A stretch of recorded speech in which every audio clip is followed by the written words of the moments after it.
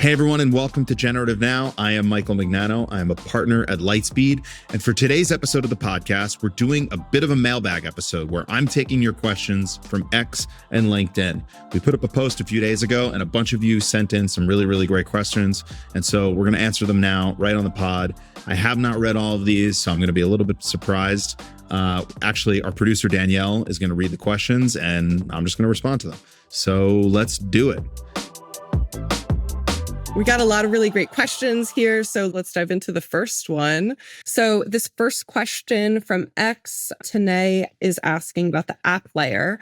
This is kind of a two-part question. So for the app layer, are we going to see more opportunities in new markets or existing markets? Yeah, probably a cop-out answer, but I would say both, right? I think in existing markets, we're going to see products get a lot more efficient, right? And so I think as a result, existing businesses will get bigger, right? We'll see bigger margins. As a result, we will see those businesses be able to invest back into their business, and then they'll potentially grow as a result. I think new markets, I think anytime there's a new technology, we're always surprised to the upside, right? Things that maybe couldn't be done before now can be done as a result of technology, and new opportunities emerge, right? New teams, new startups, new businesses emerge. And so maybe a cop-out answer, but I kind of feel like it's going to be both. If you had to choose one, which would it be? I'd say mostly like existing markets is probably where the bulk of the opportunity will be. But I think software always shows us that there are opportunities in new markets. We just can't predict what they are or like what they're going to be. And I think AI is the same way. I think like we're probably trying to put a little bit too much prediction on what the great products are going to be. But they always surprise us to the upside. Yeah. Okay. And then second part of this question, are we going to see SaaS TAMs 10x with agents, or are we going to see them decline because of commoditization, vibe coding? I'm an optimist on this. I kind of feel like we're going to see market expansion. I think, humans have shown an insatiable desire for software. And I think, the internet has shown us not just with software, but with other products and other, mediums, let's call it, on the internet. The more supply we have for these things, typically like the humans fill the demand for it. And so I think vibe coding and tools that are internally built and all this, I think it's just going to create more opportunity. We're going to see software fill holes that it couldn't previously fill. And I think we're going to see new products and services emerge that people are willing to pay for. And so I think the TAM, not just in SaaS, but also in consumer, is going to get a lot bigger when we have that much more software that's being created as a result of AI. Okay, so this next question is from LinkedIn. We have Amia asking, for consumer AI startups building at the application layer, what strategies are proving most effective for creating genuine defensibility and raising switching costs beyond first mover advantage or better UX? The answer here is going to be less exciting than I think people think. I think this is a question a lot of people are asking. It's like, hey, what's defensible in the app layer for AI startups? And the answer is kind of boring. The answer is it's like the same things that were always defensible for companies, even pre-AI. And that's things like network effects. That's things like data moats. Those are things like, a really strong brand. And oftentimes these things do accrue to early movers or first movers that are able to get the network effects in place before anyone else, or to get everyone using their product, then spinning off some sort of data flywheel before anyone else can do it.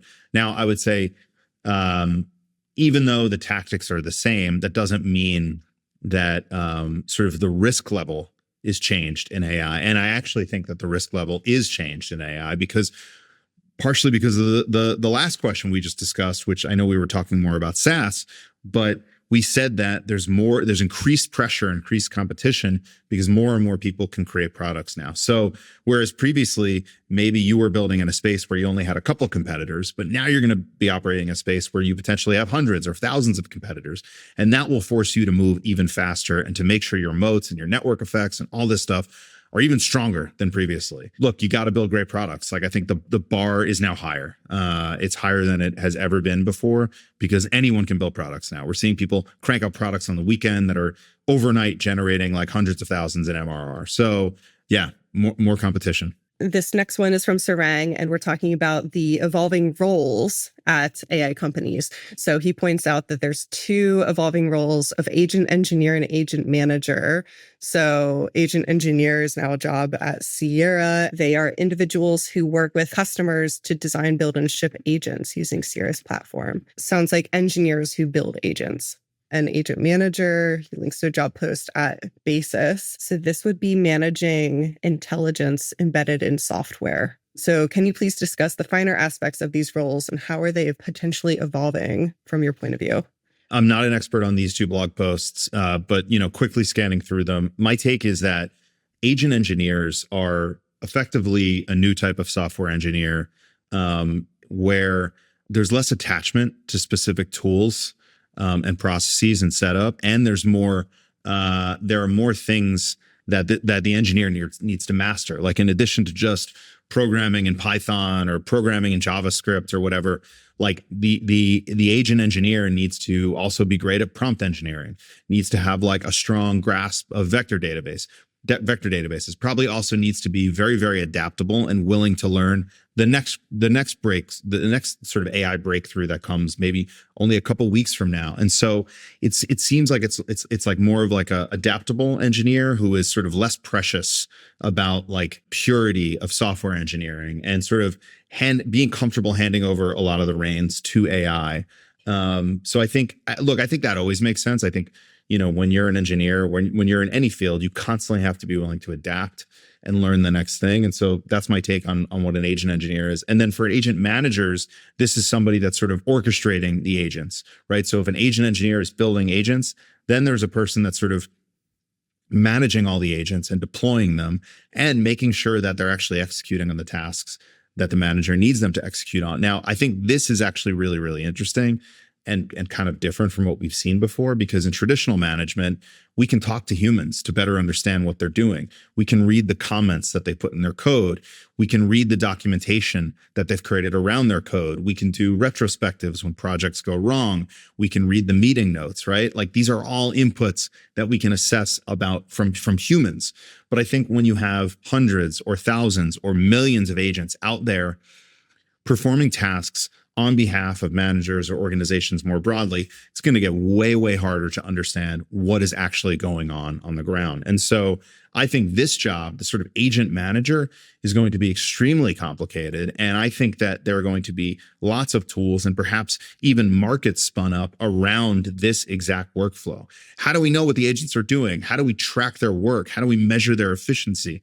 I wouldn't be surprised if we start seeing software and products and tools and services that measure this stuff for us, so we don't even have to do it.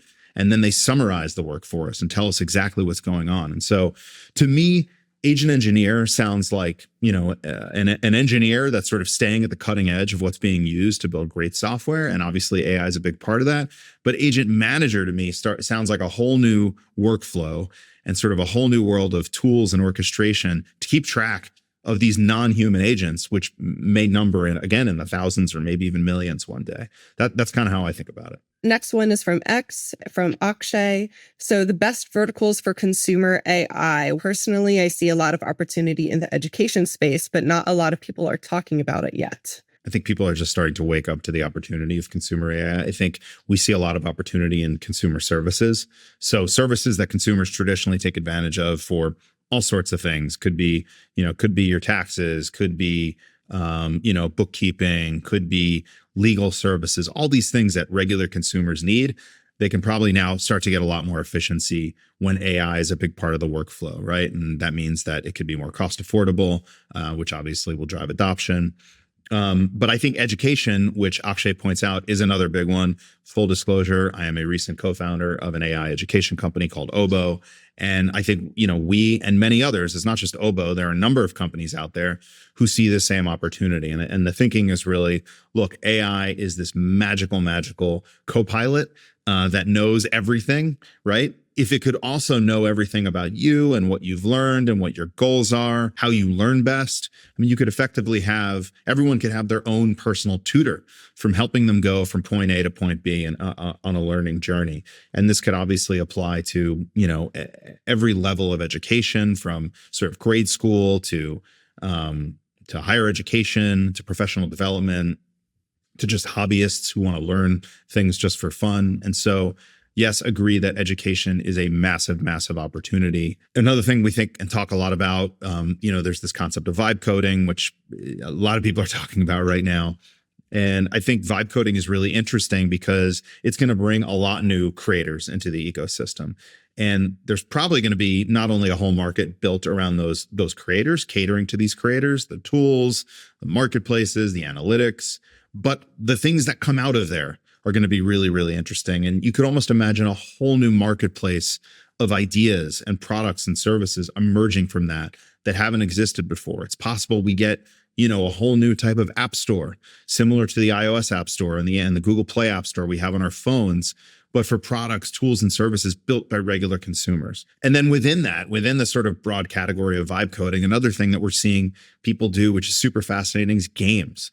The barrier to create games is dropping dramatically. So we're seeing lots of people make these super casual games that they could just crank out very, very quickly. And we totally believe that there's going to be a consumer market built around that. So those are just some of the things that at least we at Lightspeed are thinking about in the realm of consumer AI. But again, when there's new technology in sort of a category as big and as broad as consumer, I have no doubt we're going to see lots of surprises and things pop up that we totally had not expected. What's your take on Ashke saying that the AI education gold rush is here? Would you say that this is an AI education gold rush? I think whenever we see a number of companies and lots of smart people going after a space that is not yet fully developed, it's usually a sign that something interesting is happening. Our next question is from Counterplot. What acquisition would atone for Apple's lag in AI? To me, it feels like to really catch up, you'd have to grab one of the large foundation model companies, like an OpenAI or an Anthropic or an xAI. I have no idea what the regulatory hurdles would be on something like that. And obviously the price tag would be absolutely enormous. But, it feels like if they want a model that is not only great, but it can actually do things on behalf of the consumer on the iPhone, it feels like it would be hard to get that without something that's so advanced and so far along. And so that's why I mentioned something like that. Now, they could go in another direction, right? Where maybe they try to get something that could help spin the flywheel of the App Store faster. So maybe that's something like a Replit, where people could like very easily build apps for the App Store. But I think that's different than, say, fixing all of their problems with Siri and introducing sort of the next generation AI to live on the iPhone. And help people get stuff done. Super fascinating, though. We obviously don't see Apple make sort of gigantic acquisitions very often, but it does feel like, given their sort of lagging position in AI and that, they're one of the most valuable companies in the world, maybe this is the time where they break out the checkbook and do something totally unprecedented. So next question here. What's the potential of AI-assisted dispute resolution or arbitration? That's pretty interesting. I hadn't really thought about that. I think I'm not a lawyer or anything, but I have to mention that in dispute resolution and arbitration, a lot of emotions often get involved. I think AI has the ability to do this in sort of an emotionless way. Sort of the legal landscape is a place where AI, we mentioned sort of AI assisted services for consumers earlier. I think, anything in the legal landscape could be a perfect opportunity for AI to come in and do things in a far more efficient and cost efficient way. I think about products like Polymarket. We're now starting to see sort of real world events be sort of documented on the blockchain for everyone to be able to see publicly. And then, those events and those sort of resolutions can be tied into other events. Maybe there's some tie-in here where we can use sort of AI to settle disputes or help us settle disputes, maybe with the assistance of humans to help verify. And then sort of we verify these things kind of publicly on a ledger. I don't know. I'm sort of thinking about this in real time, but I do think there's potential for AI to assist in this field for sure. So next question is from Daniel, asking about the state of VC. What type of LPs are still deploying? What are the average check sizes, and have capital calls changed? The only thing I'd say about this is like there's a tremendous amount of appetite for tech from investors right now, investors of all sizes. I think everyone sees the excitement that's happening with AI, and everyone wants to get involved. I think, LPs, GPs, founders, obviously, I think everyone is seeing this is sort of a generational opportunity for a new technology to create, new businesses, new technologies, new outcomes. And I think, everyone wants to be in the game. I think the question is, where do you bet? Do you bet, in sort of big institutional funds like Lightspeed and others? Are you betting on emerging managers? Many of the big institutional LPs are placing bets up and down the stack, to sort of, I think, maximize their chance of a return. But despite everything that's been going on in the markets over the past couple of weeks, obviously very early to see how that's all going to play out. I think there is still plenty of demand and appetite for investors to want to bet on AI, and VC is the way to do that. Before we wrap, I'll just say, like, I've been really, really excited about consumer. I think there's so much interesting stuff going on. Frankly, as a result of things like vibe coding, I think, it's been a few years now since we've had access to these models and these superpowers. And I think you're now starting the capabilities as a result of the software, but also the imaginations of the builders are now catching up to a point where you're starting to see people do some like really creative and inventive things.